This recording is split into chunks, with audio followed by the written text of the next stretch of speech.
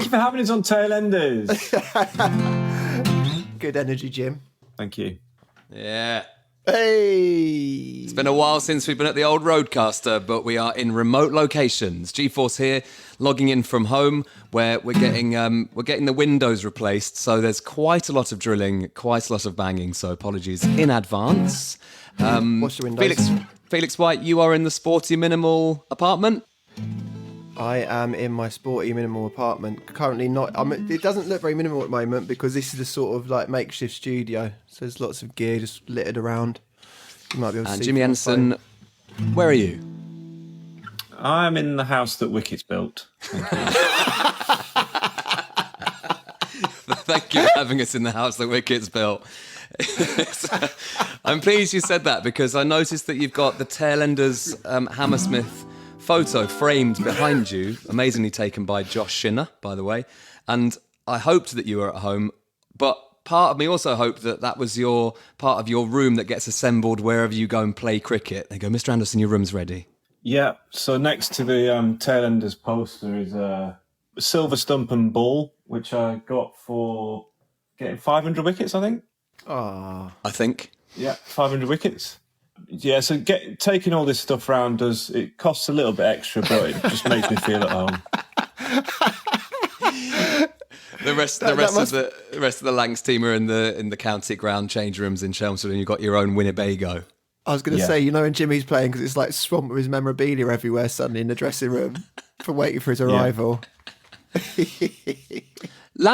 Question that I thought about yesterday, Jimmy. Where do you stay when you're in Chelmsford? We stay in Brentwood, or stayed in Brentwood. Interesting. Interesting. Formerly the home of the Sugar Hut. Yeah. I've DJ'd at Sugar Hut a couple of times. Nice. Yeah, I know what you were searching for there, Greg. You wanted him to say he stays at Alistair Cook's house, didn't you? Alistair Cook's farm, which actually is miles away, I guess, from Chelmsford, because he lives in Bedford, doesn't he?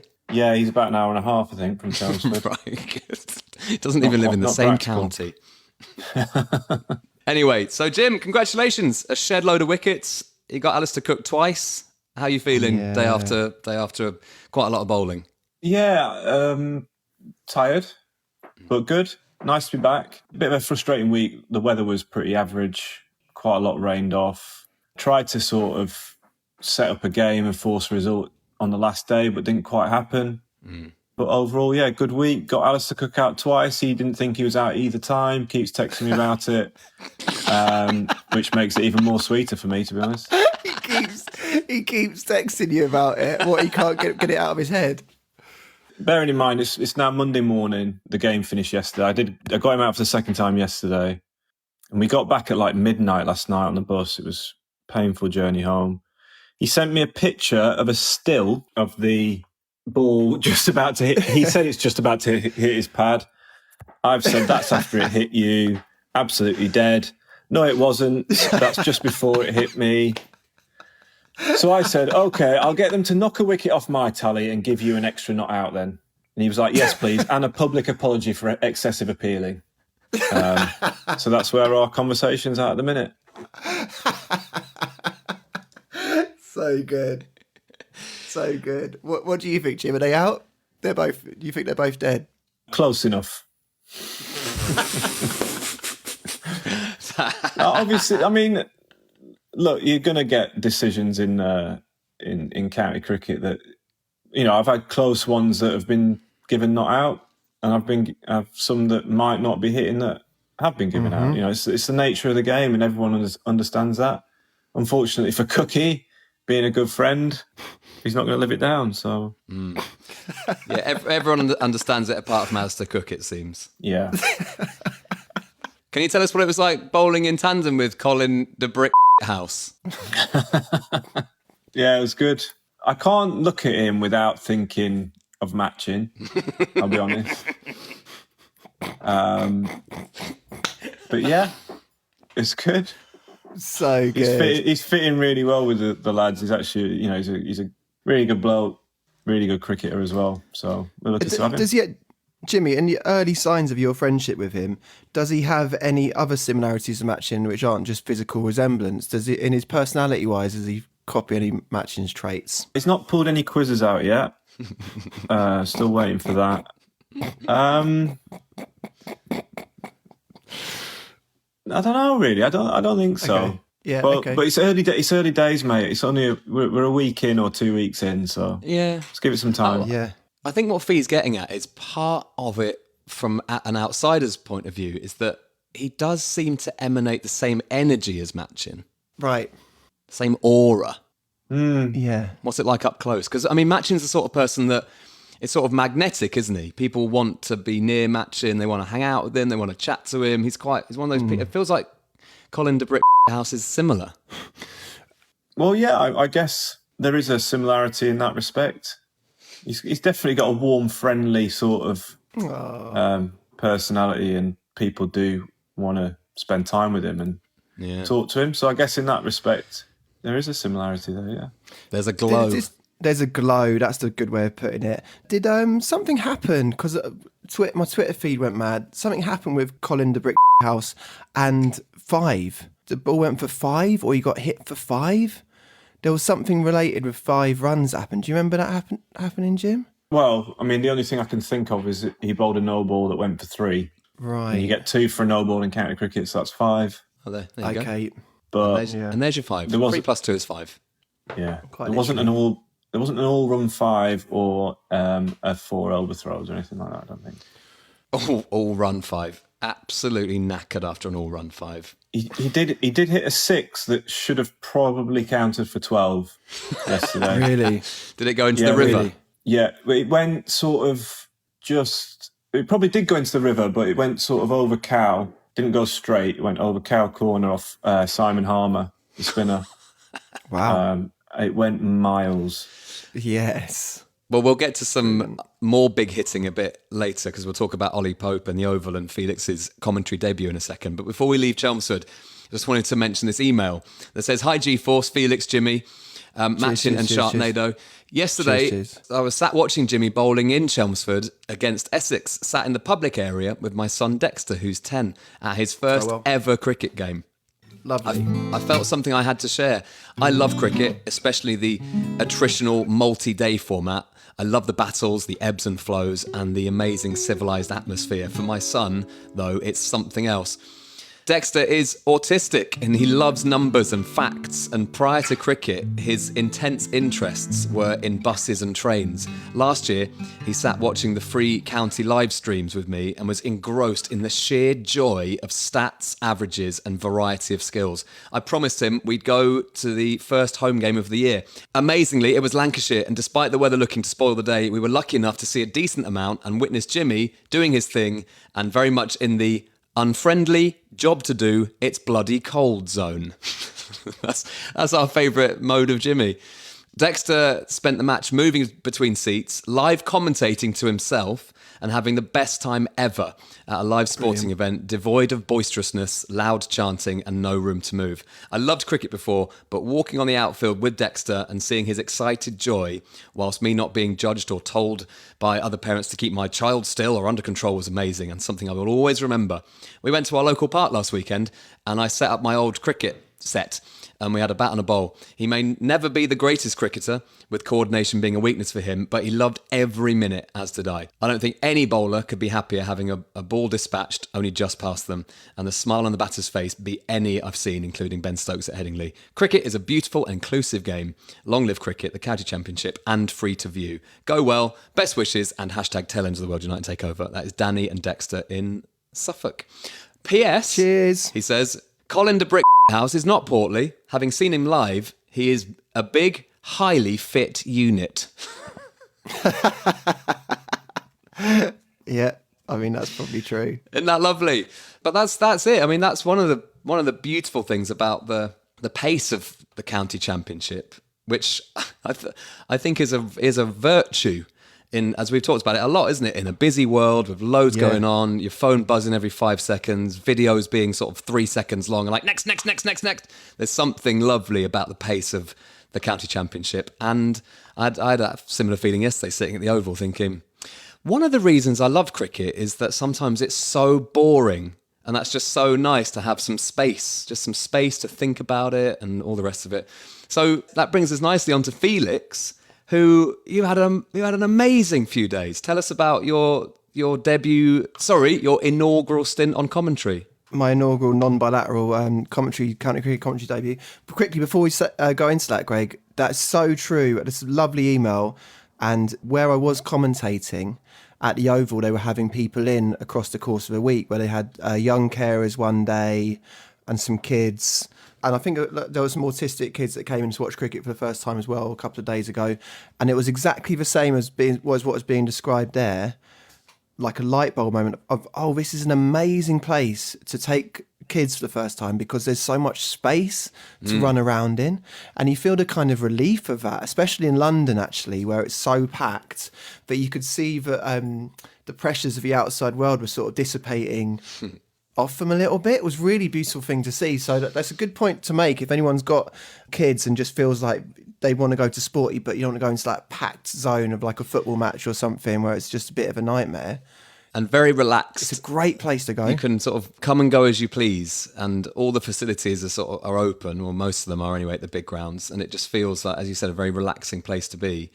But also, yesterday at the Oval, I felt weirdly the opposite was nearly true. I got a little bit overwhelmed with how many people were there. I went, well, really? No, this is too many. It's too busy. I can't. Shush. Yeah. Well, it also was reassuring how many people. It was a really good game at the Oval though. It was 4 days of like really tense cricket, and then right on that Sunday, obviously Ollie Pope batted extraordinarily well for the last few hours, and it was almost as if people heard that and rushed down to kind of watch something magic happen. How'd you find it then? Come on. I was buzzing. I had such a great time. I was finding it hard to sleep. I had such a good time. Before it happened, though, I kind of said yes to it, thinking, oh yeah, that'll be a fun thing to do, and why not, and all that kind of thing. But the evening before I did it, I had about 2 hours of deep imposter syndrome freak out, in which I messaged Sharky actually saying, Sharky, I actually don't know, should I do this? I don't know if I can do this. I had this sort of like feeling of, but my entire cricket watching life has also like almost had me up on strings by having Atherton in my ear, Hussain in my ear, Tufnell in my ear. So all my cricketing watching views are sort of informed by what they're telling me, and the fear of, I don't know if I have any opinions or understanding of how deep cricket goes or what's actually happening without them telling me. Do you know the Armando Iannucci sketch where he's at a dinner party and one of the guests is saying really interesting stuff, and then he finds out halfway through that the guy's got loads of funny anecdotes that are hidden in his pie? And he's just taking them out of his pie and reading them. And he's like, hang on, you've got all the... I felt like the guy without the anecdotes in my pie, thinking I was going to get a bit lost. But actually, it was so brilliant. I had a great time, such a great time. I was dipping in and out all weekend, really, and I really enjoyed it. And also the thing that, I mean, look, just to reassure you, the reason they wanted you to do it was not because they didn't want Atherton. Sure. Probably couldn't afford him, but I'm sure they did want Atherton. Well, no, I'm not saying they didn't not want Atherton.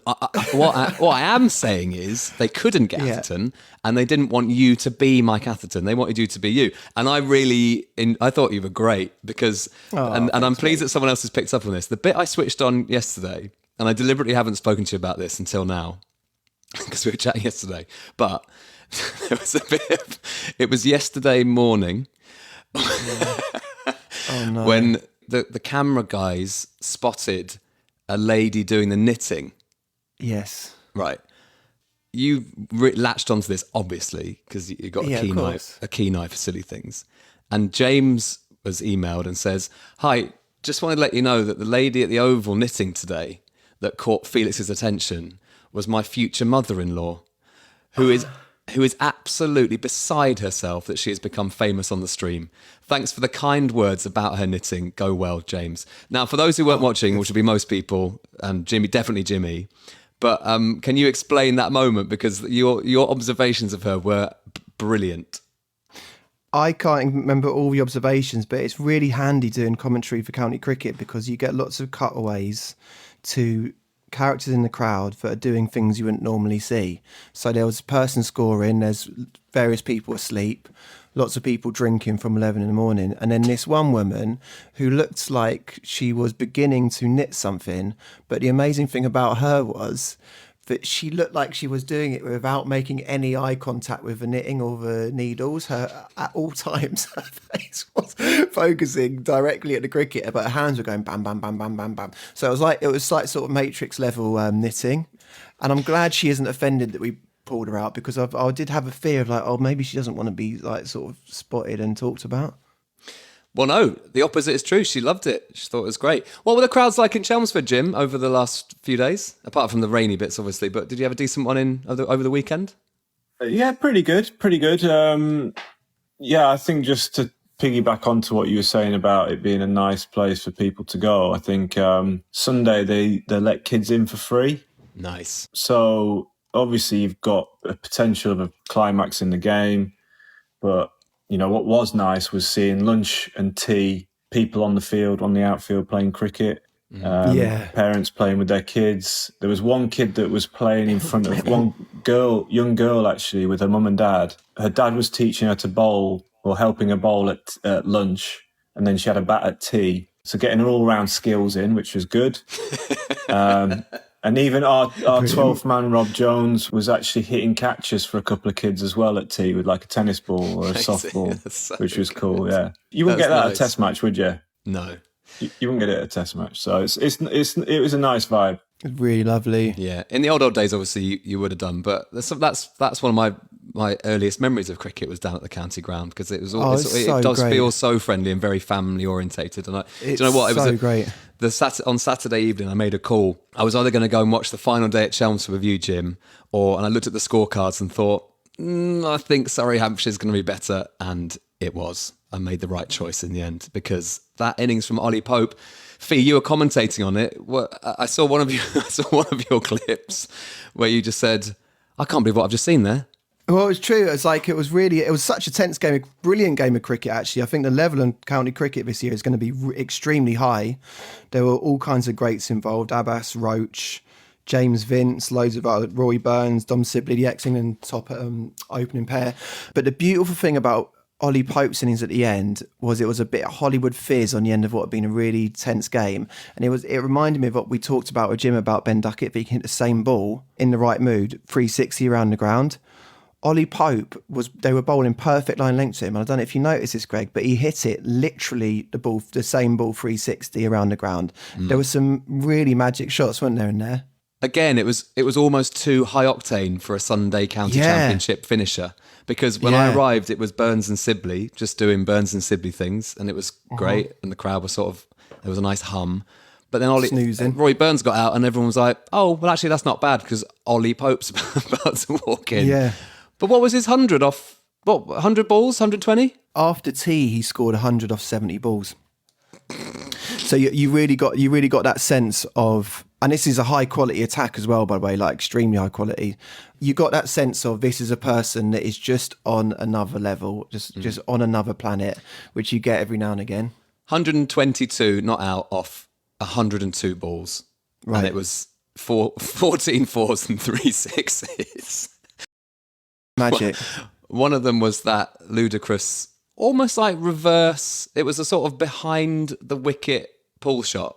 Basically pulled it over the head of the wicketkeeper. From the short ones, I've got a question for you, Jim. Yeah. Is there a generation of cricket fan now, who's maybe 10, 11, 12, who sees shots like the ones that Ollie Pope was doing yesterday, and they don't go, "Oh my God, how has he done that?" Because is it just because we're a bit older and that's sort of I was having this thought yesterday, because all the people around us were going, "How has he done that?" But maybe if you're 10, you're just like, that's what people do. I don't know. I think there was still that feeling amongst the young guys in our dressing room. That clip went round, everyone was watching it, because it was pretty special. Like he's gone for the ramp, I reckon. So he's thinking it's going to be full. It's then short, and he just sort of helps it on its way, and it sails into the crowd. So he's the sort of bloke who can do that. He's just a frightening talent, and someone who absolutely. I don't know if I've ever known someone love batting at one particular place more than he loves batting at the Oval. Yeah, his record is absolutely extraordinary there. It's also another thing is that I think he's a really heartening batter for everyone really, because especially for the older guys and even us, Greg, where it's like there are shades of classic orthodox like test batters in there. So he looks like Ian Bell a lot when he drives. There's obviously a lot of Joe Rootisms backward of square when he cuts and stuff. But he also has all those inflections of modern T20 things. So it's almost like he joins the dots between the two worlds, which England Test team are generally doing really well at the moment, aren't they?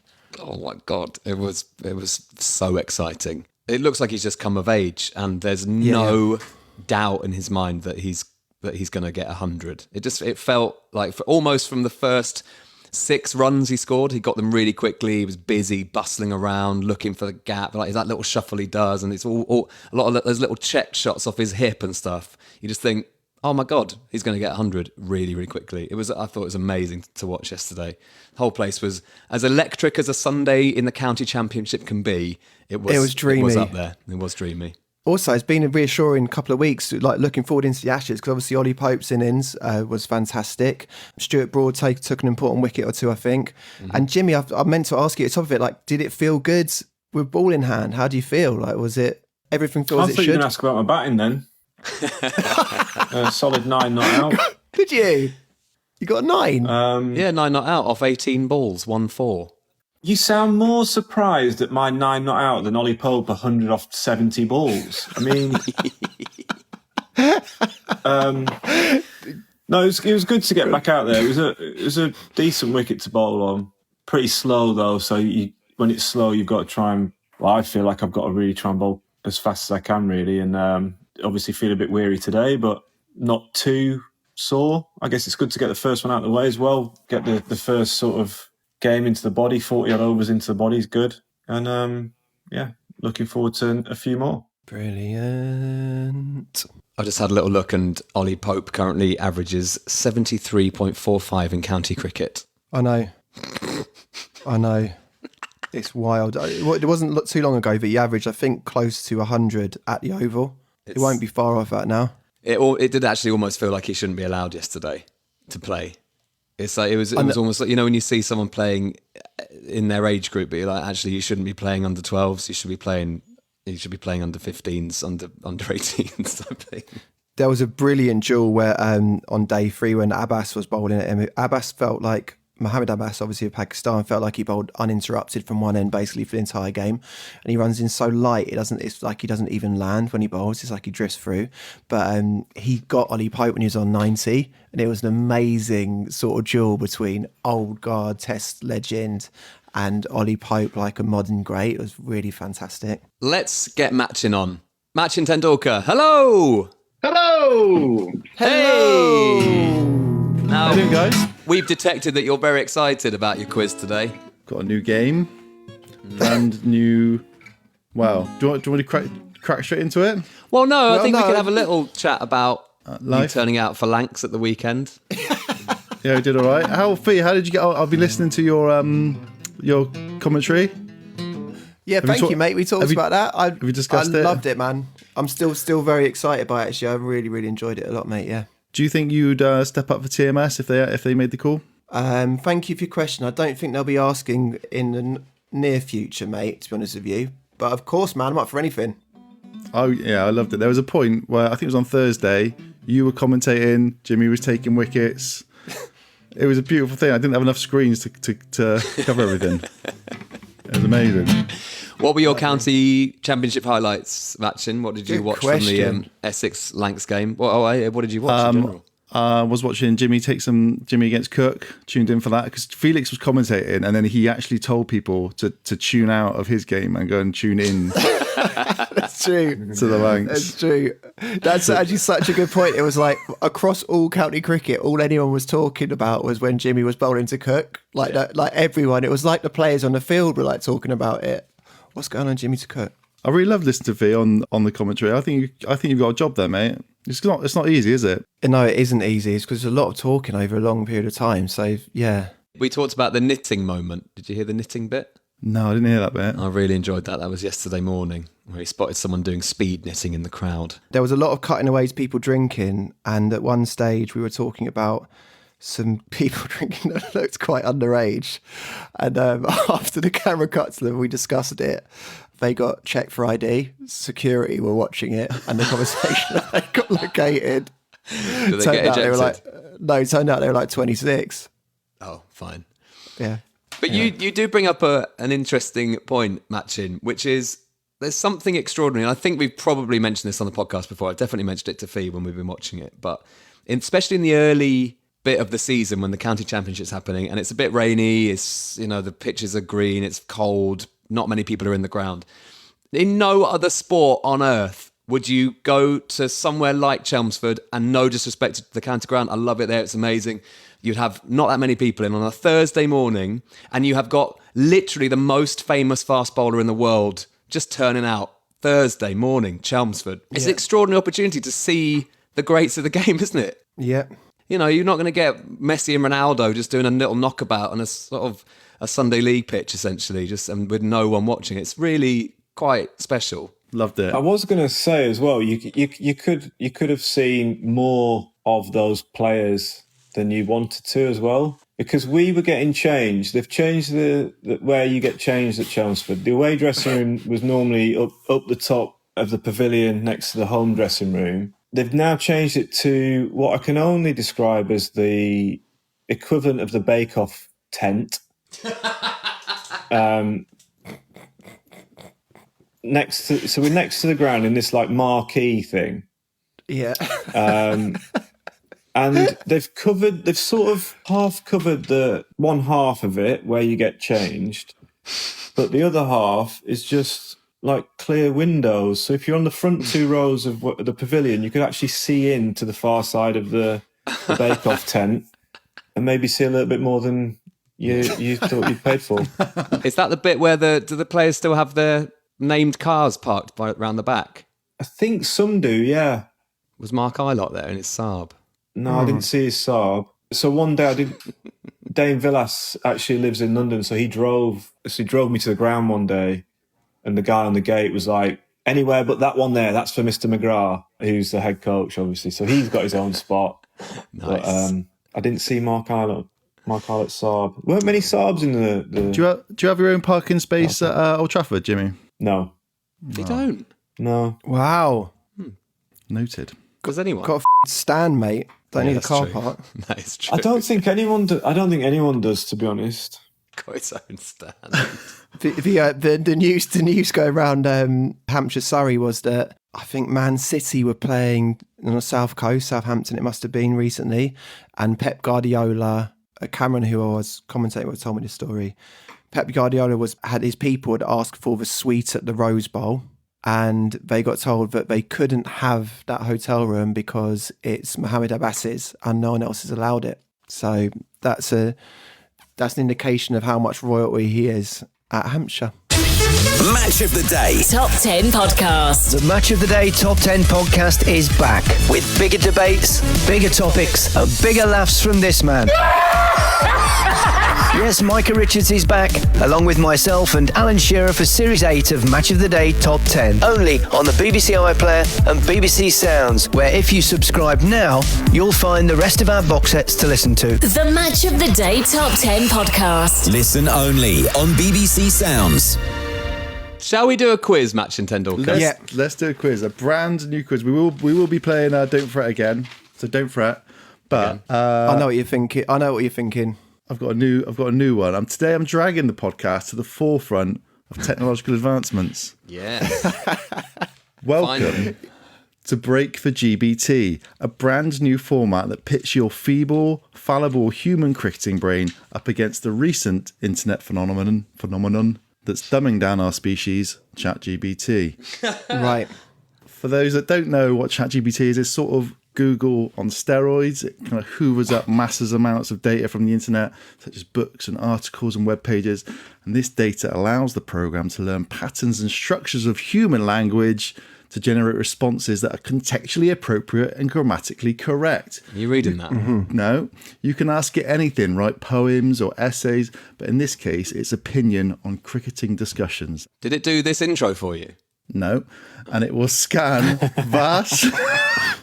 It will scan vast oceans of the internet and what's been written about the subject and provide you with a comprehensive answer. I have asked it some questions. We'll go around the group to see if your little human brain can predict what this AI chatbot would say.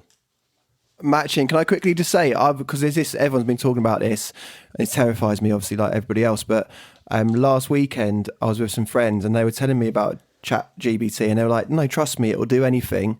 And the first thing that I thought of was to ask it to do a quiz in the style of Matching Tendulkar, and it did it. Oh, right. Is this playing out now? And it might be. No, this is original. It did, but anyway, it did it, and then I was like, oh no, I can't actually do this. This is freaking me out. Well, I was going to write a theme tune for the quiz, but I couldn't be bothered. So I asked ChatGPT to write a theme tune for a quiz combining cricket and the power of ChatGPT. The name of the show is called Break for ChatGPT. Include a reference to Jimmy Anderson microwaving cheese on toast. Here's what it came up with. 2, 3, 4. Let's break for ChatGPT, the ultimate quiz show. Jimmy's microwaved his cheese on toast. Let's put your knowledge to the test. Let's go. That was a little theme tune there for Welcome to Break for ChatGPT. Well, let me say initially, my review is it's not as good as your own theme tunes. Exactly. So I think we're safe on that front. Okay, well, there you go. I'm reassured. So I'm going to give you a question. I'm just going to go around the group. You'll give me an answer. If you get the correct answer, 5 runs. So we're guessing what ChatGPT would have said. Yeah. And if you get a... Sorry, can I check? Are you saying ChatGPT or GPT? Is it GBT or GBT? No, it's GPT. GBT. Okay. No, GPT. it's P. It's P, is it? Sorry, Yeah. I've already messed that up. GPT. This is good because this proves that you're not AI. That's good because ChatGPT would never have made that error. Okay, ChatGPT. PTG. Okay, here we go. So It's the Chat BFG. Just get on with it. I asked ChatGPT, who are the 10 best bowlers to ever have played the game? Ever. And they said... They said, there are many great players who have excelled in different areas and formats of the game. However, here are the bowlers who are widely regarded as some of the greatest who have played the game. Right. I don't like its voice. The voice! It changed about 4 times in that 2 sentences. Okay, so we're gonna go around. So you can only get 3 wrong, all right? Each. Fee, who are you saying? So you're saying statistically the greatest bowlers to play the game? I just asked ChatGPT. Okay. Who are the 10 greatest bowlers? Name one. Was he Makram? Correct, 5 runs. Greg. Matai Muratharan. Correct, 5 runs. Jimmy Anderson. Shane Warne. Correct, 5 runs. Felix White. Anil Kumble. Anil Kumble will be in there. Should be. Incorrect. Dropped 1. Glenn McGrath. Correct, 5 runs. Jimmy. Richard Hadley. Oh, nice. Correct, 5 runs. Felix. Malcolm Marshall. Correct, 5 runs. Greg. Curtly Ambrose. Correct, 5 runs. We're on top 10 here. Top 10 ever. Yeah. There's 3 more. You actually didn't specify 10, but we just assumed it was 10. Okay, who is 10? The top 100 bowlers ever. Who did you say there, Greg? Ambrose. Curtly Ambrose, yeah. Surely Walsh then. Courtney Walsh. Yeah, you got to be. No. No, Incorrect. come on. That's Ambrose is, but Walsh isn't. That doesn't make any sense. No, that's Still going, matching. Still go, yeah, Fee. Wakar Yunis. good one. Waka Yunis is in there. 5 runs. What? Alan Donald. Oh, nice shout. Incorrect. Oh, Drop God, catch. no, come on. That's he's one of the greatest ever. Jimmy, there's one we've missed. Yeah, go on, Jim, say it. Come on, Mr. Modest. He'll hate this. You've got to say it. Come on. Is there 2 more? Yeah. Yeah, there's 2 more. Come on, you know it. We know one of them. Come on.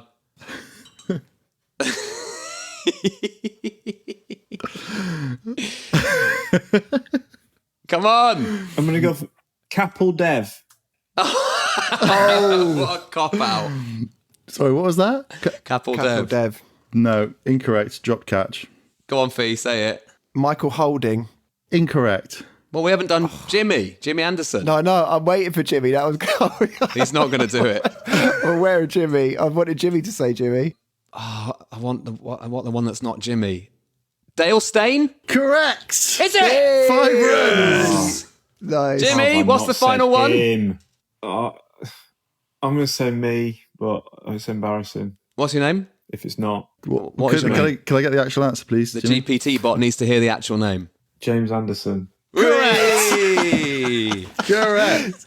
Yeah, wonderful. Do you know, that was fascinating because that was like Jimmy's competitive instinct matching with his humility. Yeah. Because he needs to win these quizzes, but he didn't want to say his own name. I think I've just come up with a new feature, which is Jimmy has the last question and it's always him as the answer. That's Okay, great. Some That's great. strange ones in there. I can't believe Ambrose is in over Walsh, to be fair. And there was no Alan Donald and no Anil Kumble. no Donald and Kumble. Maybe Kumble was a bit of a left field shout. Actually, I got a bit carried away with Warner Murray. It does say afterwards, please note that this is a subjective list and others may have a different opinion on who should be included in the top 10 cricket bowlers ever. I hate this person. Yeah, me too. Okay, do you want another question? Yeah, go on. Yes. I said, dear ChatGPT, pick me a Why are you greatest... saying dear?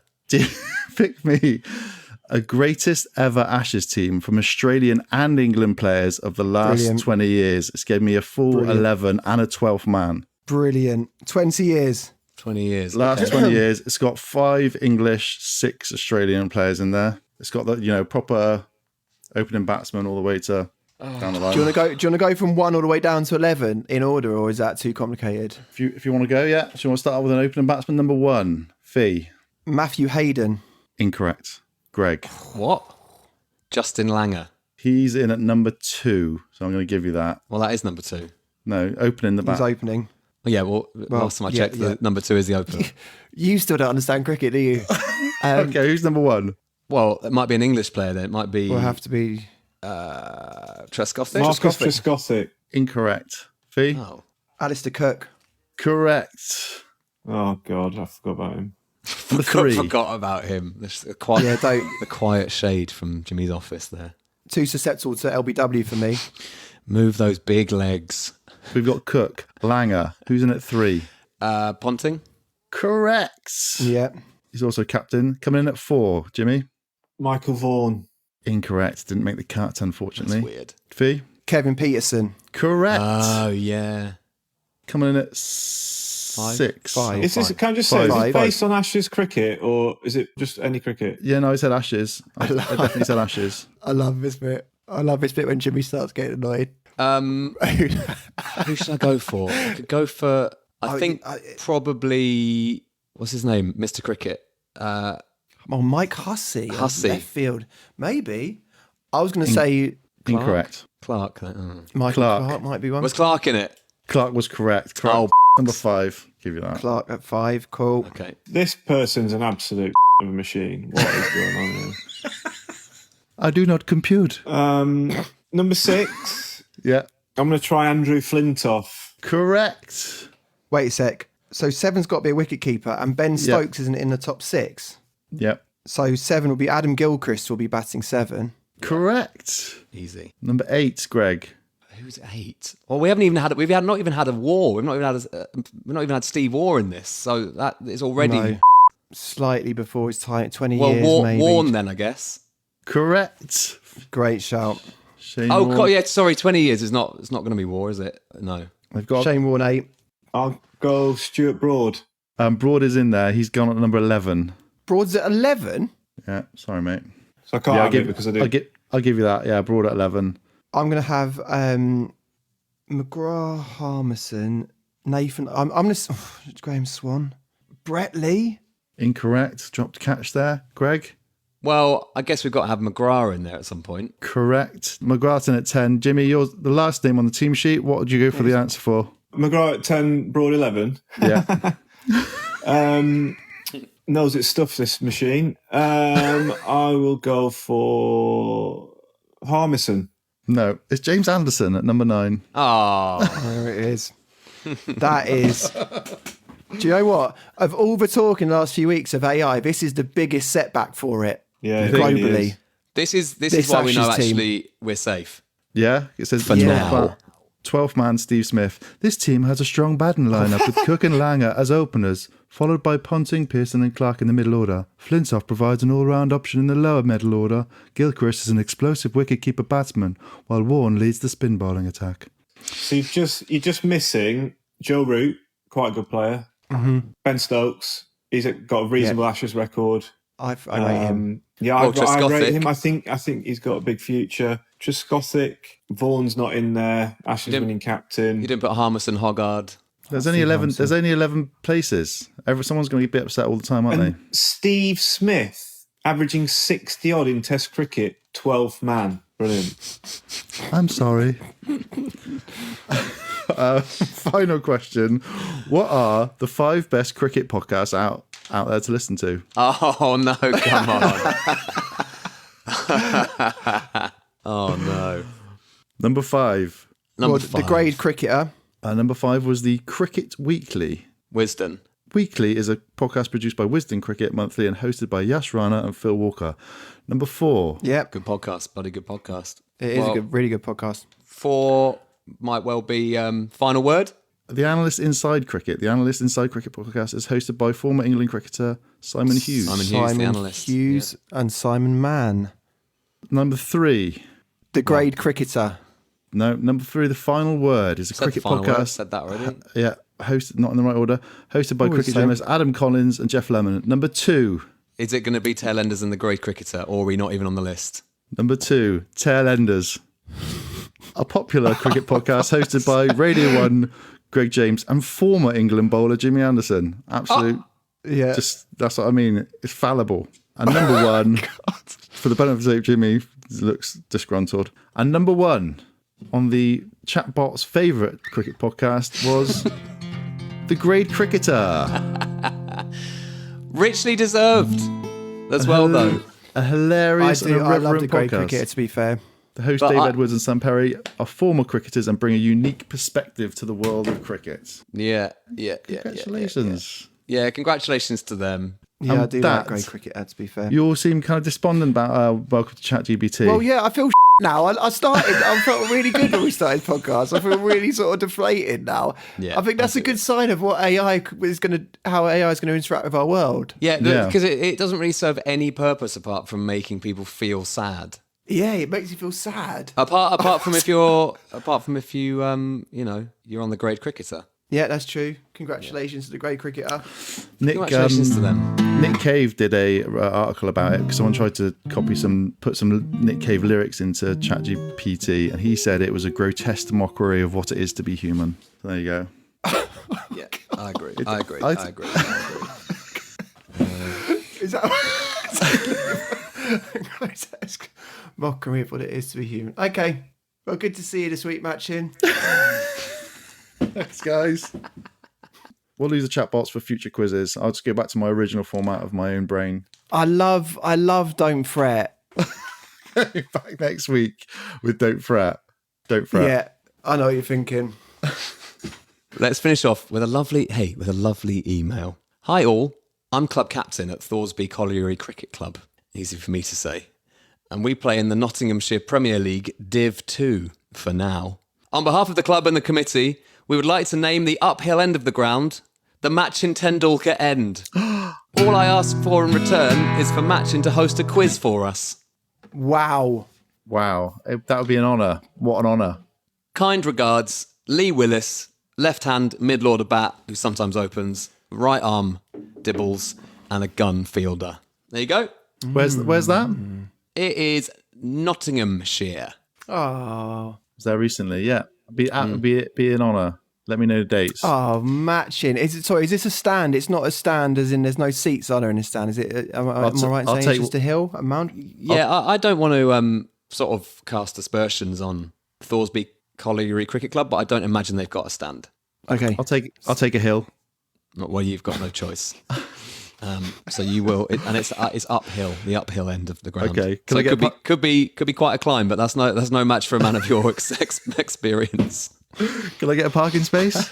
Elvis is at the top of the hill. Yeah, it's like Kilimanjaro up there. Will you get a parking space? Okay, yes, I'm acting on behalf of my client, Machin Tendulkar. He will do it. He will do a quiz, only if you can provide a parking space with a named space. Plaque. A sign, a plaque. Yeah. Plaque. At that end as well, I feel like they should get a huge cutout of Machin's face, and the sight screen is his teeth. Oh, do you really reckon? like that. So people have they're got so white. the balls coming out of Machin's mouth as you're facing it. I really like that. What? Because they're so white. Yeah. Okay, he'll do a quiz. He will have a parking space, and the sight screen will be his teeth. Okay, and if we can agree on that, we close in. We're closing on the deal. Thank you to Lee Willis for that. Let's do Go Wells and get out of here. Let's start with some birthdays. Steph, Evie, James, Tommy, birthdays. Ben, Wayne, who's 50 not out, Jack, Theo, James, who's 50 not out, Susan, and also Dawn. Go well. Cheers. Ethan, Jamie, Rich, Christopher, and all the other Tailenders are running the London Marathon this weekend for a laugh. Go well. Cheers. Andrew's making his debut for Grand Kaz Kings in the Seychelles Division 1. Go well. Cheers. We have some new Tailenders: James, Agatha, Theo, Matilda, and Ptolemy. Go well. Cheers. That's a high class child right there called Ptolemy. What, Ptolemy? Yeah, it's about Ptolemy. GPT. GP. Sorry, Btolemy. For your benefit, Matt. Harry is going on his stag do. Go well. Cheers. Go well and get well to Jez, who's broken his leg while skiing. Juliet has also had an op, which is short for operation. Go well. Get well. Cheers. Cricket clubs: Bidford on Avon, Human being cricket clubs. Abbotscowell Thirds, Astwood Bank under-11 girls team, Cropston Cricket Club, North Halifax Ladies, Langley Manor, Ramsbottom, Upper Ramsbottom, buy me a drink first, Buckley, NATO Slackers, Waddington, Shouldered Arms Cricket Club, and Stone CC, who after the game, the players vote for player of the match, with the winning player receiving the honour of Big Pat's pat on the back. Brilliant. Love it. Brilliant. I love that. Go well. Cheers. I feel like I'd love to have Big Pat's pat on the back. Big What a- Pat's pat on the back. What Love an that. honour that would be. Weddings. Human being bilateral engagements. No, actual weddings. Robbie and Beth, Hazel and Chris, James and Amy, Mark and Darcy, Dan and Liz, and Chris and Sadie. Go well. Cheers. Also, snip well to Christopher and Jason. Snip well. Cheers. Any reverse vasectomy today, Greg, or No reverse sweep vasectomies, no switch hits. disappointing? I'd like to hear from Switch hits. I think we should hear from someone who has had the snip and then through the